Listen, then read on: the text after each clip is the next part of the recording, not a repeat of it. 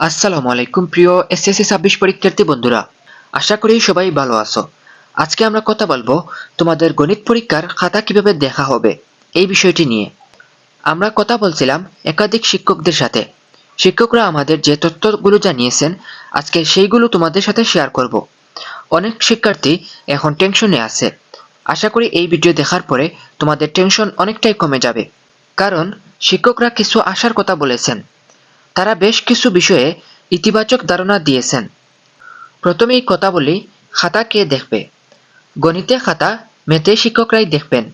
এটি একটি বেসিক বিষয়, তবে কিছু পরিবর্তন আছে। বোর্ড অনেক শিক্ষককে খাতা দেখা থেকে বিরত করেছে, কারণ গত বছর অনেক ভুল হয়েছিল।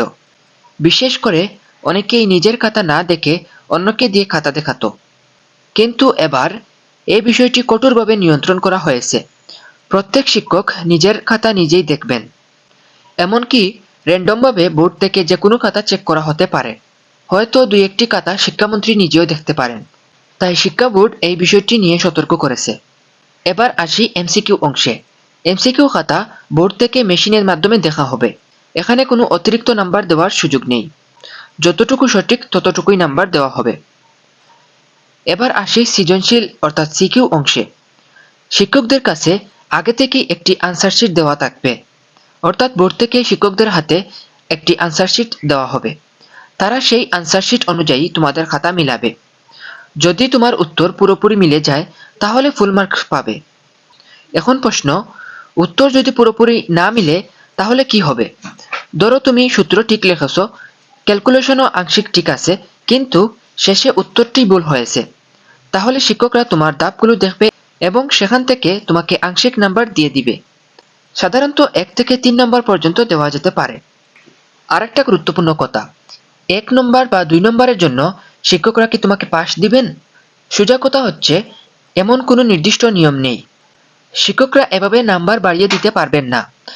তবে যদি দেখা যায় তুমি সত্যিই নাম্বার পাওয়ার যোগ্য, তাহলে খাতা আবার রিচেক করা হয় এবং প্রয়োজন হলে 1 বা 2 নম্বর দেওয়া যেতে পারে। কিন্তু আগের বছরের মতো এবার অতটা সুযোগ নেই। এবার জ্যামিতি নিয়ে কথা বলি। অনেকেই জ্যামিতিতে ভয় পাও, কিন্তু একটা ভালো খবর আছে। তুমি যদি পুরো বইয়ের মতো লিখতে নাও পারো, তবুও সমস্যা নেই। যদি তুমি ব্যাখ্যা করতে পারো এবং মূল পয়েন্ট ঠিক থাকে, তাহলে শিক্ষকরা তোমাকে নাম্বার দিবে। হয়তো 4-এর জায়গায় 3 দিবে, তবুও ভালো নাম্বার পাবে। এবার সবচেয়ে গুরুত্বপূর্ণ বিষয়, পাস মার্ক। এমসিকিউ অংশে কমপক্ষে 10 পেতে হবে। 10-এর নিচে হলে তুমি পাস করবে না। আর সিকিউ প্লাস এসকিউ মিলিয়ে তোমাকে 23 পেতে হবে। অর্থাৎ সৃজনশীল প্লাস সংক্ষিপ্ত মিলিয়ে তোমাকে 23 নম্বর পেতে হবে। এই 23 আর এমসিকিউ এর 10, মোট 33 হলেই তুমি পাস। অবশ্যই তোমাকে আলাদা আলাদাভাবে 23 এবং 10 পাওয়া লাগবে, তবেই তুমি পাস করতে পারবে। শেষে একটা কথা বলি, যাদের পরীক্ষা খারাপ হয়েছে তারা টেনশন করো না।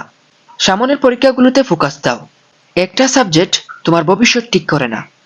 একটা সাবজেক্ট যদি একেবারেই তোমার খারাপ হয়ে যায়, তাহলে তুমি পরের বছর এই একটা সাবজেক্ট তুমি রেফার দিতে পারবে। কিন্তু তুমি যদি সব সাবজেক্টেই খারাপ করো, তাহলে তোমার রেফার দেওয়ার সুযোগ থাকবে না। পুরো পরীক্ষাটাই তুমি আবার দিতে হবে। তো সবাই এই বিষয়টি আশা করি বুঝতে পারছো। সবাই ভালো থাকো, দেখা হচ্ছে নতুন কোনো ভিডিওতে।